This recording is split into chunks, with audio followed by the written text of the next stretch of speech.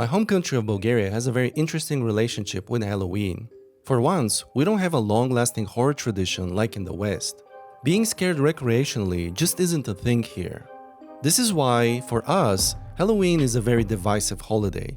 On one hand, you have more conservative people who reject Halloween as an American influence that has nothing to do with Bulgarian traditions. But on the other hand, you have mostly young, Western-oriented people who enjoy Halloween because you get to do fun stuff like dress up, go to parties, eat candy, and watch horror films. This is why places like daycare centers, offices, and nightclubs will organize Halloween-themed parties. However, homemade Halloween parties aren't common. Nevertheless, some kids do go trick-or-treating, even though they might not always be met with candy and a smile. But why isn't Halloween more popular in Bulgaria? It's not like we haven't adopted other Western holidays, like Valentine's Day for example. Halloween comes from an ancient Celtic festival which celebrates the end of summer and the beginning of winter. The Celts believed that during this time the dead could return to Earth, so they lit bonfires and wore costumes to fend off evil spirits. This festival eventually merged with Christian traditions, and All Saints' Eve was created on October 31st, which later became Halloween. The Bulgarian equivalent is the time between Christmas and January 6, known as the Dirty Days. It's believed that the world is being judged when it's between the Old and the New Year. For 12 days, all demons come out and walk the earth. There are many superstitions related to the Dirty Days, such as you are not allowed to bathe or clean the house during the time, which is why they're called Dirty Days. This is when people would dress in specially made costumes with bells, known as kukeri, to scare off the demons. I don't think that Bulgarians enjoy scary stories. Maybe it has something to do with the superstition that if you say something out loud, you're calling it out, kind of like the idiom, speak of the devil and he appears. It's important to note that Bulgaria has a very strong sense of family and community, whereas horror usually thrives in isolation and loneliness. Bulgaria has virtually no horror films. Our movies usually explore topics of social issues and history. In fact, it is only because of American movies that Halloween is even known here. So let's explore the origins of scary stories both in Bulgaria and the West and see where the differences come from. During the Victorian era, the West was fascinated with death, the occult, and the macabre. Popular novels like Dracula and The Strange Case of Dr. Jekyll and Mr. Hyde were published, which, along with the slightly older Frankenstein, tapped into that obsession. However, during that time, Bulgarians were fighting for their freedom from the Ottoman Empire. Our country has been a part of the empire since the 14th century and was only able to win its independence in 1878 after the Russo-Turkish War.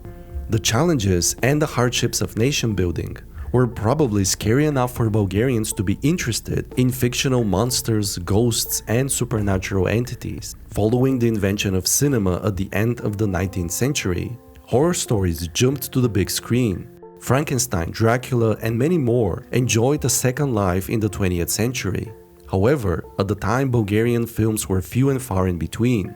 With no major film studios, our movies were produced by self-funded film lovers. Their works focused more on realism, as anything fantastical was probably too expensive to make. Nonetheless, literature was a different story. In the 20s and 30s, a small number of writers were creating stories in the genre of Diabolism. Diabolism was a modernist literary movement that dealt with fantastic, paranormal, grotesque, and irrational ideas. It was focused on the unexplainable, frightening, and unknown dark forces that are usually only found in fairy tales. This mix of folklore and the occult explored archetypal fears of death, vampires, ghosts, monsters, and madness. The critic Ognan Separev describes Diabolism as a shock from encountering the nervous and threatening chaos of the big capitalist city.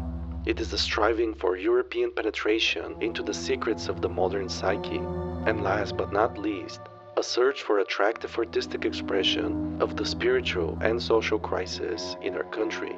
The two most notable names in the Bulgarian Diabolism are Svetoslav Minkov and Vladimir Polyanov. Two close friends brought together by their love of the supernatural. They were self-publishing a magazine with their stories. Here's how Pulanov explains why they decided to reject the established conservative genres and topics of the time. All ideas of progress do not come from the village, they come from the city. They do not come from the plowman, but from the intellectual, from the man of ideas, from the man of thought.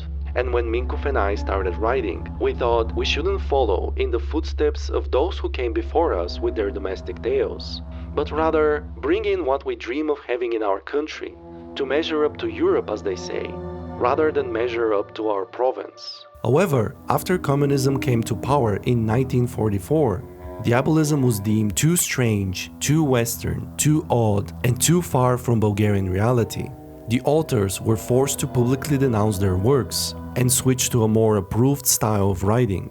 This allowed Minkov to stay in the good grace of the regime, and for his most popular short story, The Lady with the X-Ray Eyes, to be studied in schools. Nevertheless, the communist authorities blocked horror in both literature and cinema.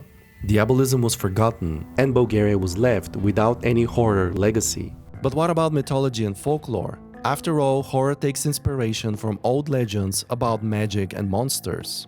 Bulgaria has deep-rooted traditions in mythology and superstitions. We do have stories about vampires, werewolves, and other monsters. However, they're used to give a moral lesson or to explain a natural phenomena.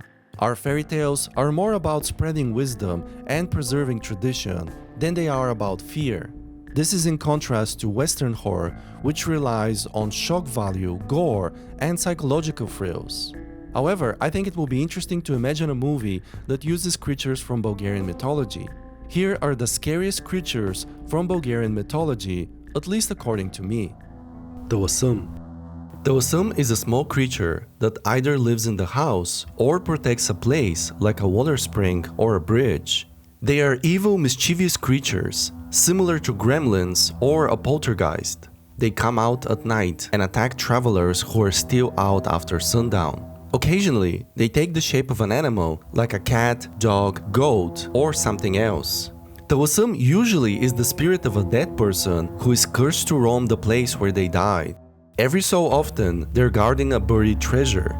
It is believed that after someone buries a treasure, a sacrifice is made over the site and the spirit becomes a guardian of the treasure, a nighttime wanderer who protects it. The Tawasum is afraid of fire, a cross, or sage. Karakonju. Karakonju shares some beliefs with the Tawasum, although he's usually bigger and scarier. Karakonju is also the spirit of a person who had died a violent death, and can also take the shape of an animal. They live underground and come above ground only during the dirty days. They often sit at crossroads and strike up conversations with lay travelers, asking them riddles or asking for favors. If a person treats them with care and goodwill, the Karakonju can help them. Otherwise, they cause them harm. Turbawan. Turbawan can be translated as bagman and is described as someone who steals children and puts them in a bag that he carries on his back. He can be a scary-looking stranger, but also he can look like a monster or a human-animal hybrid, basically anything that a child can imagine. Turbawan is someone that parents use to scare naughty children with. It's interesting to note that such a character appears in many cultures around the world. Wamya. Wamya is a female monster that can resemble a dragon and can have 1 or 3 heads. The large Wamya has a dog's head with a large, sharp teeth, 4 legs with sharp claws, and a tail that ends in a fused horn. Her body is covered with large crimson scales like a fish. She attacks villages and crops, making them unfertile, stealing wheat, millet, grapes, milk, and butter. She causes droughts and eats 1 girl a day. She lives in seas and large lakes, close to springs, or in deep caves and holes. She's known for her gluttony, which is why people sometimes say you eat like Wamya to someone who eats a lot. Zmei. Zmei is the Bulgarian equivalent to a dragon. The word Zmei comes from the word for snake, Zmiya. In some stories, Zmei destroys crops and eats people just like Wamya. However, occasionally the Zmei protects the land from Wamya. If a Zmei can breathe fire, he is called Zmei Guryanin. At times, Zmei can look like a man and can even take a local girl as a wife. There are fairy tales that describe a Zmei wedding. These are some of the more famous mythological creatures in Bulgarian folklore, but there are dozens more. Let me know if you want a more in-depth look at them in another video. As you can see, a mix of cultural and historical factors have shaped the way that we look at scary stories and Halloween. Personally, I like Halloween. I always have candy ready for trick-or-treaters in case they come. I think the holiday is gaining popularity and more people realize that it's about having fun. I think that eventually we'll put our own spin on it, adapt it to our traditions, and not just imitate what we see in the movies.